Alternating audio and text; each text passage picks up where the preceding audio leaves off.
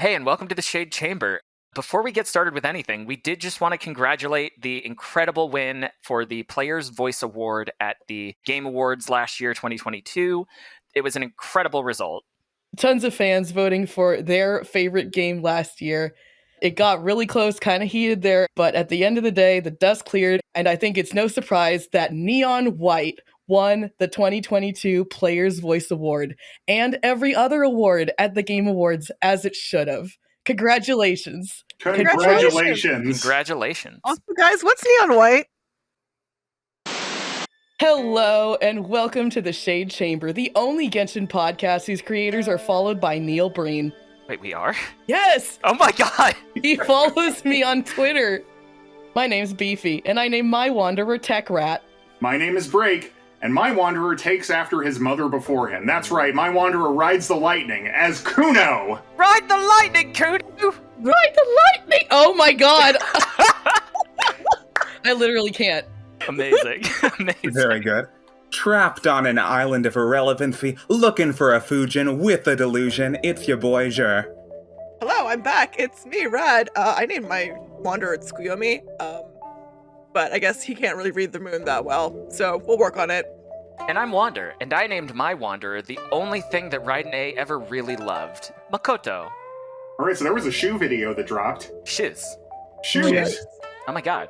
So there's almost like 600 more of you guys than the last time we recorded, which is absolutely insane. We are so glad that you found us. We are a little overwhelmed, but we are incredibly grateful that you saw that video and somehow decided to stick around. It's kind of a miracle.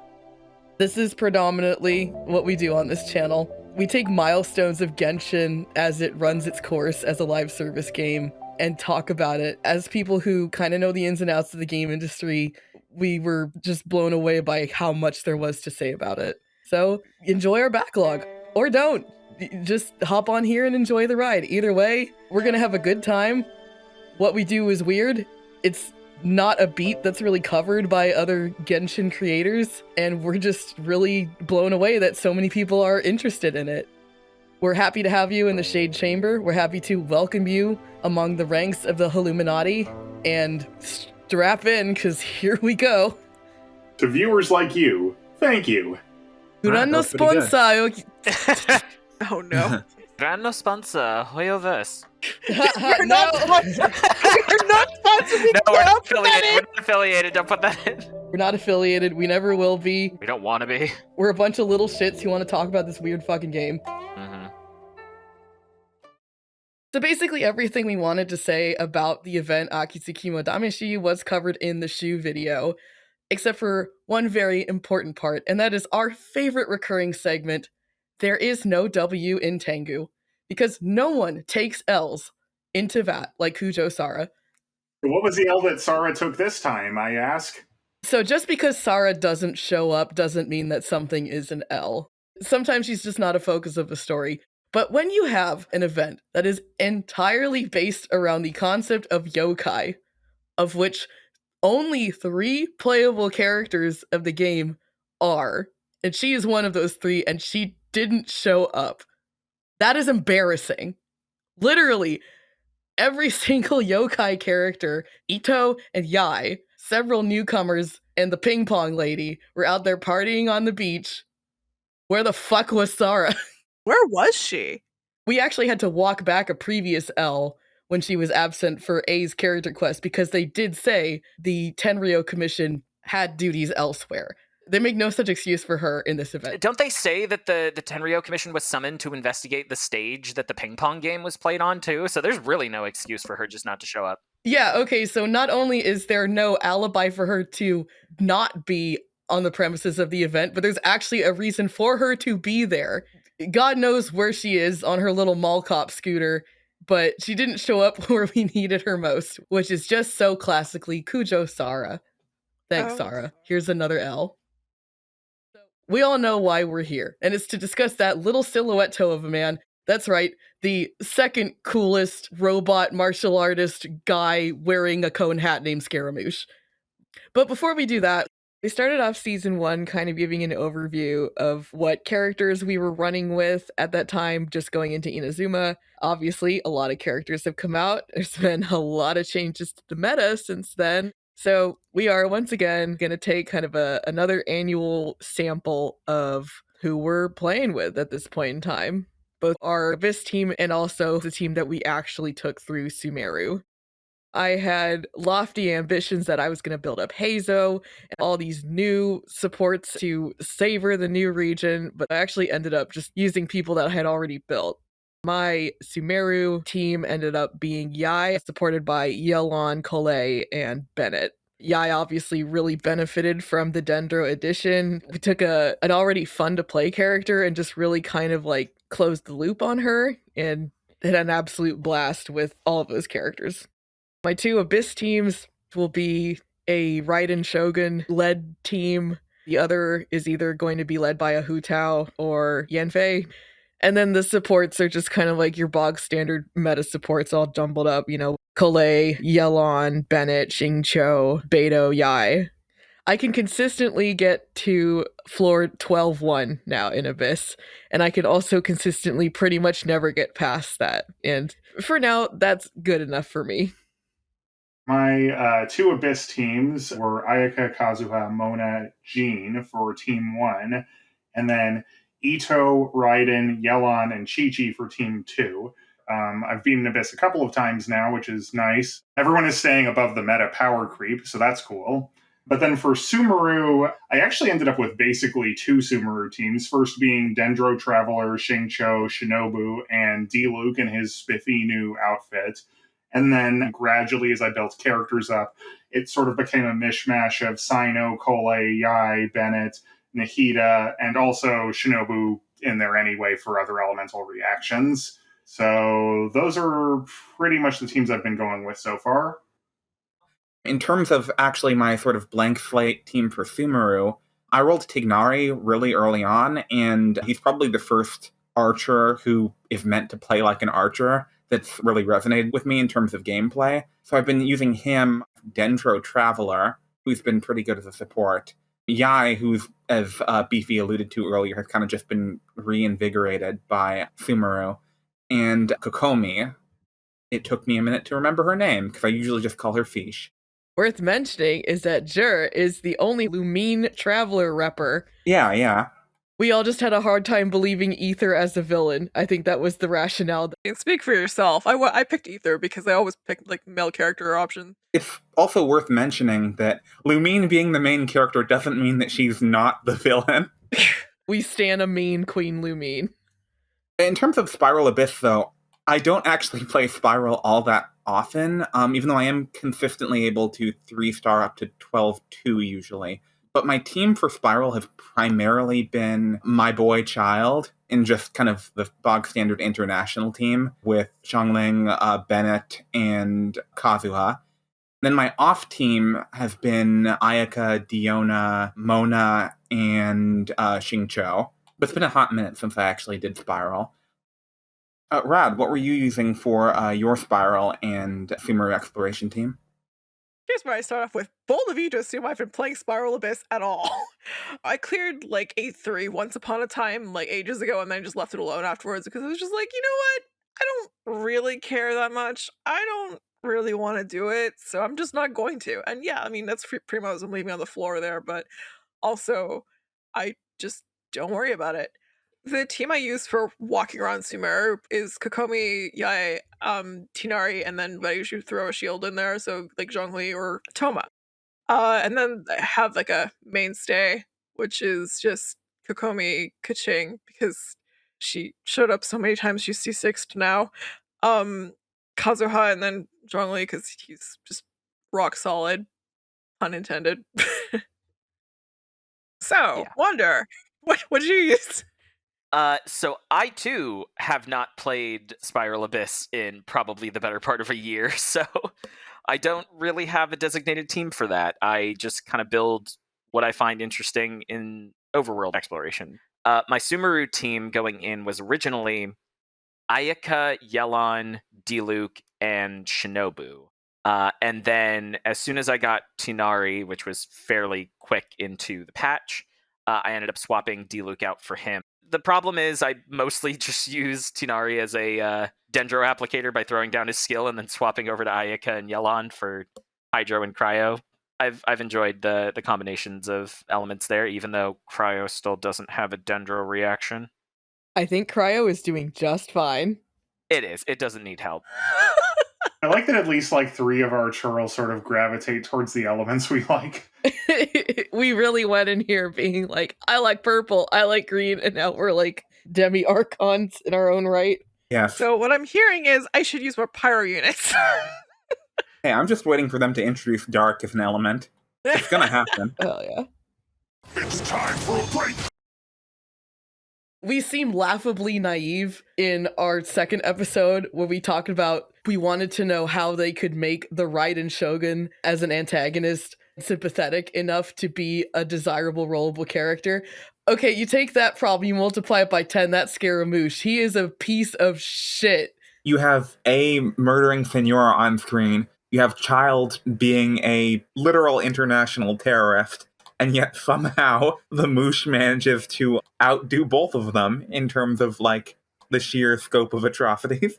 We know he is capable of mass murder and atrocities because he has shown us examples of it before. Yeah, the Archon quest frames the only instance in which he is valuing life is when someone is directly worshipping him.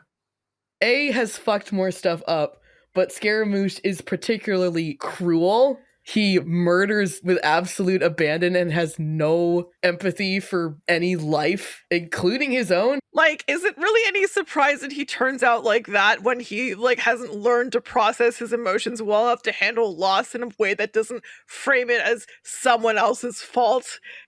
So, obviously, the easy solution to this is he's a robot. We just saw him fall 10 stories off a bigger robot. He's gonna bust his head and get factory reset. And similar to last year, almost exactly like last year, it was that, but it wasn't that. It was a lot more complicated. Yes. So Scaramouche literally hacked the planet. He did go and hack the planet. The cyberpunkness of Sumeru only continues, it only deepens. This was Buddhist as fuck. Yeah. So we're pretty comfortable assigning Buddhist traits to the Wanderer because he has probably the most blatant religious iconography of any character we've seen so far in Genshin. He's got the classic Buddhist shoulder sash, the kesa, and the ornaments on the end of his hat ribbons are literally just the top of a shakujo staff, which is something that, like, itinerant Japanese Buddhist monks would rattle around as they asked for alms. And his signature weapon, that bell, it's a cross between a Japanese Buddhist pilgrim bell and a traditional Tibetan Buddhist Vajra bell, which is cool because, you know, the Vajra is the symbol of the lightning bolt, which relates back to him being the progeny of the Raiden Shogun.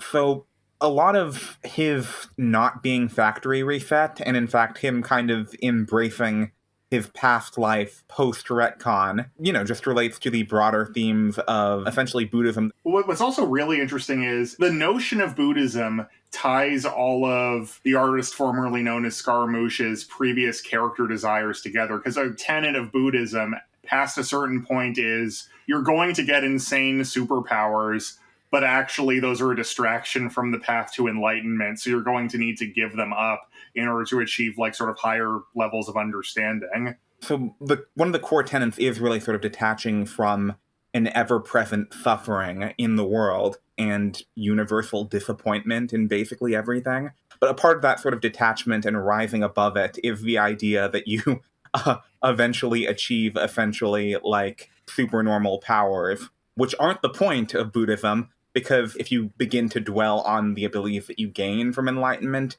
then you're essentially going to fall off of the path of enlightenment. The idea that suffering is ever present and is something that an individual essentially always has to process and overcome is really like something that characterizes Scaramouche, because he, much like his mother, is someone who's just repeatedly dwelling and getting caught up in past traumas and then inflicting those very traumas on other people. To the point where he even decides that he's going to not only erase his own memories of the entire ordeal, but also the entire setting's memories of the entire ordeal. Originally, he wanted to just not exist anymore, right? It's almost like he heard the words of the great sage Freddie Mercury and said, "I sometimes wish I'd never been born at all." Yeah, it's pretty scary how relevant that song is to his character. Sumeru is very clearly influenced by several world religions, namely Zoroastrianism, Hinduism, but I guess the reason why we're talking about Buddhism here is because it's also permeated into East Asian culture. So essentially, Buddhism as a cultural export originated in India as sort of a variation of Hinduism that stressed the idea that you could kind of escape the repeated cycles of samsara reincarnation, which actually isn't, at least to my understanding, guaranteed in Hinduism. So Buddhism essentially comes along and says that while suffering is universal, there is a way to break the cycle by achieving understanding and enlightenment. The problem that Buddhism faced in its hometown of India was that the religious institutions in that locale were so powerful and so hegemonic, they could essentially take the nascent Buddhism and say, this is just a segment of Hinduism.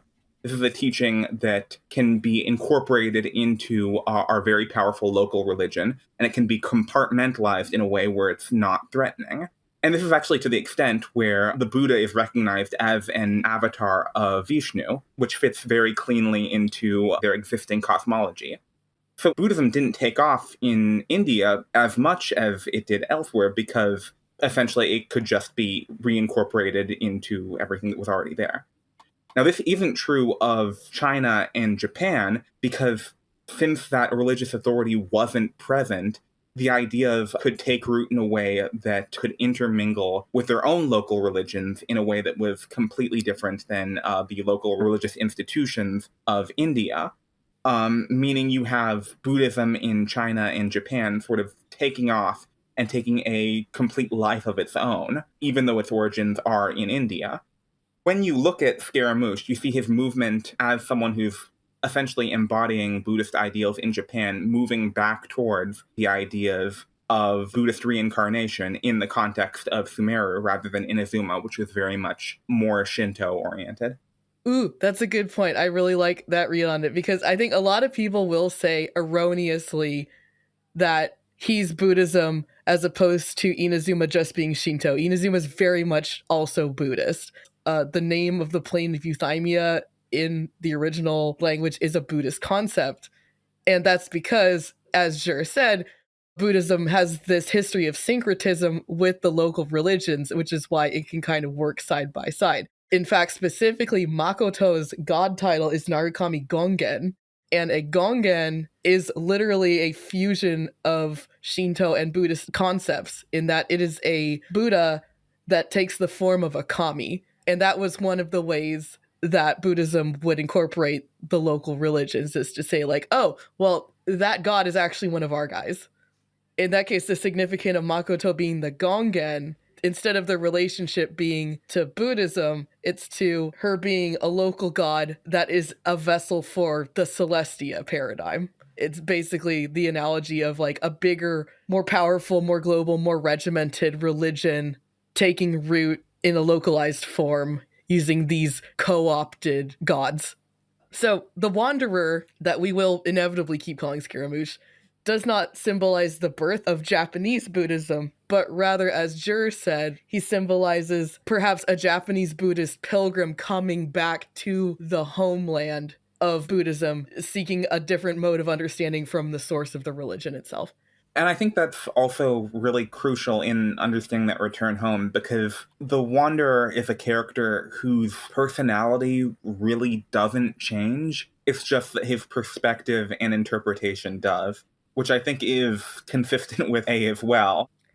Because the thing is, he hasn't reached enlightenment. I actually don't really know what his journey in his own quest symbolizes, because it is not enlightenment. He has not been divorced from his worldly desires. He does make some progress on screen. Like, his story isn't over And he's the first character on screen who actually, like, we visibly see get a vision. Like, he goes from hating himself to the point of, like, erasing his own memories to then reflecting on that and saying that he wants them back to then having to face his god form is the action that nets him a vision. So I don't exactly know what direction that's taking either, but he did break out of some kind of cycle. I think you literally just said it. Like, the biggest change is that he stopped feeling sorry for himself. Yeah, and then because he stopped feeling sorry for himself, he can actually begin his true journey towards self-actualization. It's him learning to go from being negative space, defined by these things that have happened to him and shaped him, to being the positive space, using his agency to assert his place in the world. Yeah. In a sense, like, it doesn't even, like, end up with him necessarily gaining friends because he's very mean to everyone he knows. But at the very least, he does begin to trust people again, so much so that he allows the Traveler to then give him a new name. And also say that, like, okay, I'm not sure if, like, Nahita's really on the level, but I will stick with her because so far she's able to at least, like, give me better direction than anyone else has ever been able to give me. She's the one who put the most work in for him. Yeah. Which is more than anyone can say of his mom. So early on in Liyue, Zhongli mentioned the ultimate contract. Do you guys think the ultimate contract is the ability to rename god-adjacent beings? Because there certainly was a moment that showed up in this storyline where a contract was immediately thrust in my face. Before it was confirmed, the joke we came up amongst ourselves is this playable character is essentially going to be a stress test for MiHoYo's profanity filters. It is just so funny to have the denouement of the quest, and he is ready to assert his agency in the world with his brand new name. And then the big wall of text pops up, and it's like, hey, we have a lot of fun here at Genshin Impact, but there's some things that, we just can't have. There are kids who play this game. Don't call him lil fucker. Yeah, getting to name him after this whole time really was kind of the cherry on top of this whole line of events that took 2 years to unfold. It's such a powerful bit of player choice. We were truly racking our brains. We came up with some good ones.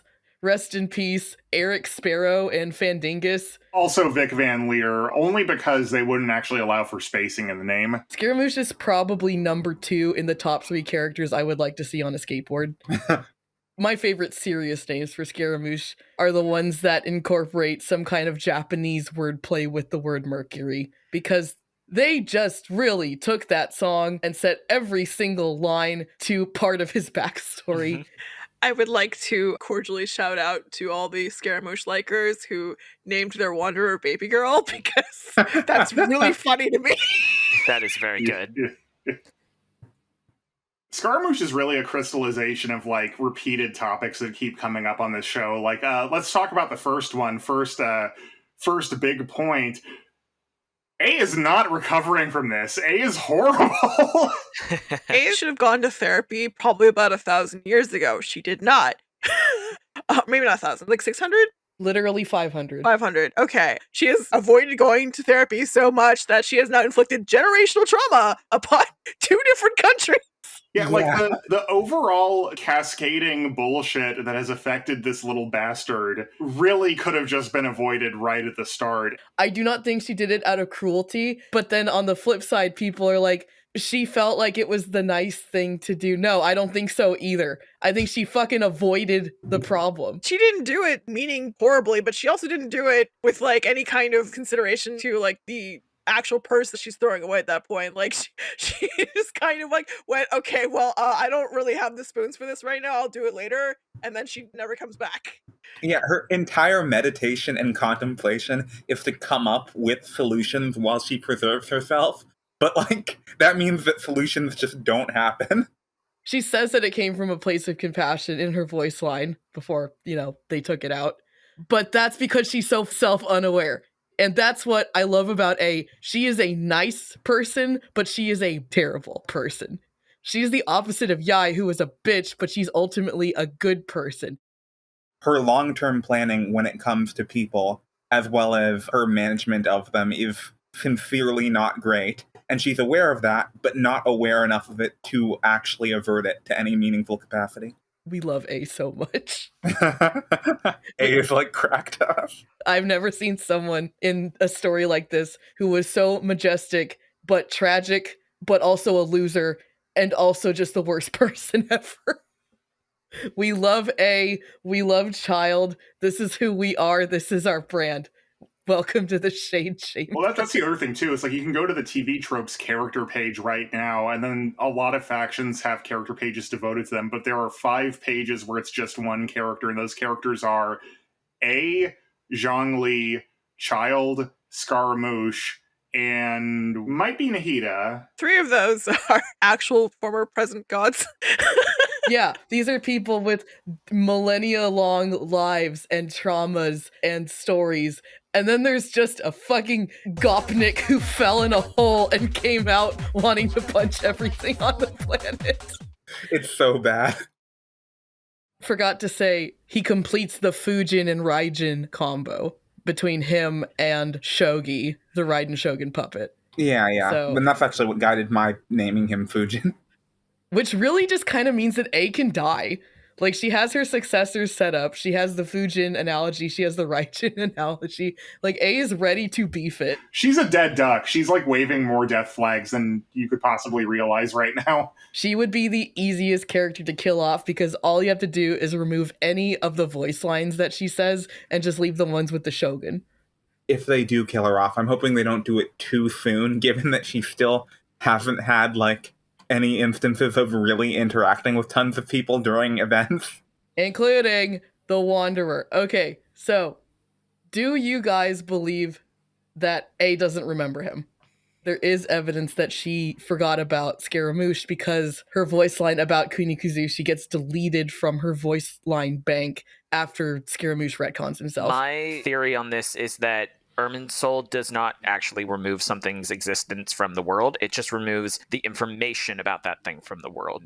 So my guess is A still remembers the little puppet she threw out, but as far as she remembers, that thing probably still is there. My reasoning is even dumber, which is just that the Wanderer says specifically that he destroyed his past names. A didn't name him anything. My dumb thinking is like, if he destroyed his names and those parts of his life associated with him, it doesn't mean that he destroyed his past with A.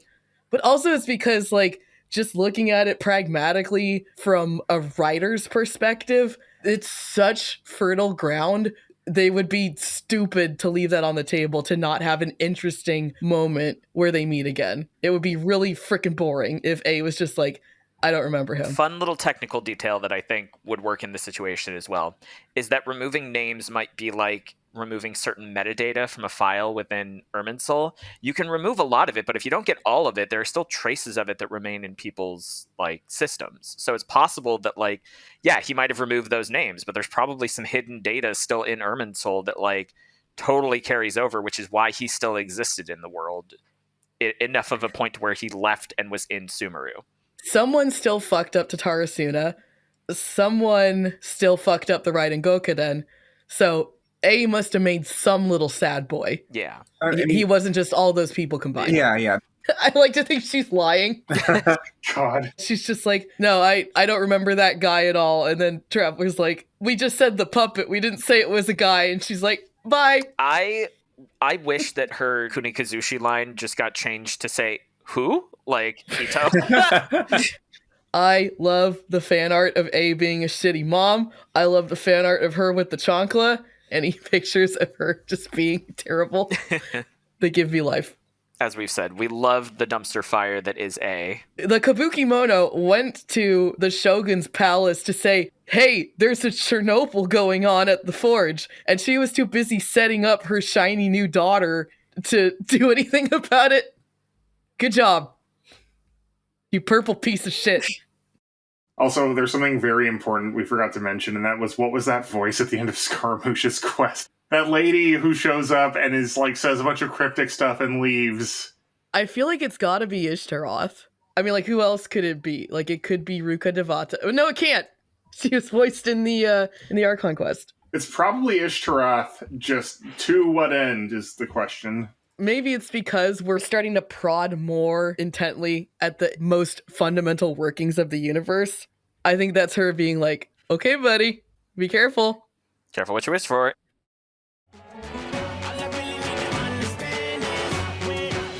Talk dirty to me. Talk dirty to me. Talk dirty to me.